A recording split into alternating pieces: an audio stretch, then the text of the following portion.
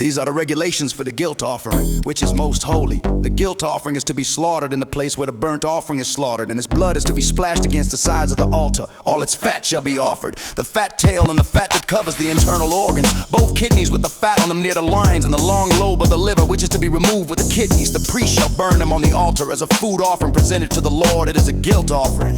Any male in a priest's family may eat it, but it must be eaten in the sanctuary area. It is most holy. The same law applies to both the sin offering and the guilt offering. They belong to the priest who makes atonement with them. The priest who offers a burnt offering for anyone may keep its hide for himself. Every grain offering baked in an oven or cooked in a pan or on a griddle belongs to the priest who offers it. And every grain offering, whether mixed with olive oil or dry, belongs equally to all the sons of Aaron. These then are the regulations for the burnt offering, The grain offering, the sin offering, the guilt offering, the ordination offering. the fellowship offerings at Mount Sinai in the desert of Sinai on the day he commanded the Israelites to bring their offerings to the Lord.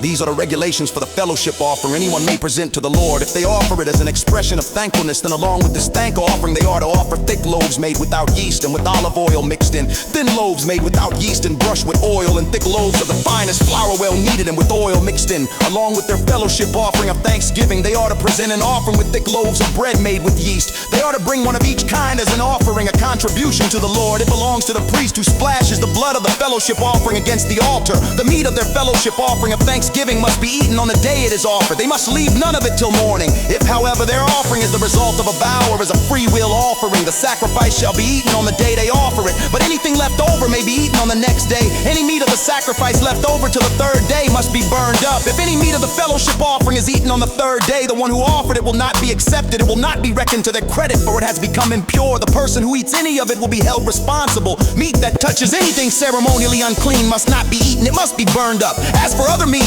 anyone ceremonially clean may eat it, but if anyone who is unclean eats any meat of the fellowship offering belonging to the Lord, they must be cut off from their people. Anyone who touches something unclean, whether human uncleanness or an unclean animal or any unclean creature that moves along the ground and then eats any of the meat of the fellowship offering belonging to the Lord, must be cut off from their people. The Lord said to Moses, say to the Israelites, do not eat any of the fat of cattle, sheep, or goats. The fat of an animal found dead or torn by wild animals may be used for any other purpose, but you must not eat it. Anyone who eats the fat of an animal from which a food offering may be presented to the Lord must be cut off from their people. And wherever you live, you must not eat the blood of any bird or animal. And anyone who eats blood must be cut off from their people. The Lord said to Moses, say to the Israelites, anyone who brings a fellowship offering to the Lord is to bring part of it as their sacrifice to the Lord. With their own hands they ought to present the food offering to the Lord. They ought to bring the fat together with the breast and wave the breast before the Lord as a wave offering. The priest shall burn the fat on the altar, but the breast belongs to Aaron and his sons. You ought to give the right thigh of your fellowship offerings to the priest as a contribution. The son of Aaron who offers the blood and the fat of the fellowship offering shall have the right thigh as his share. From the fellowship offerings of the Israelites I have taken the breast that is waved and the thigh that is presented and have given them to Aaron the priest and his sons as their perpetual share from the Israelites.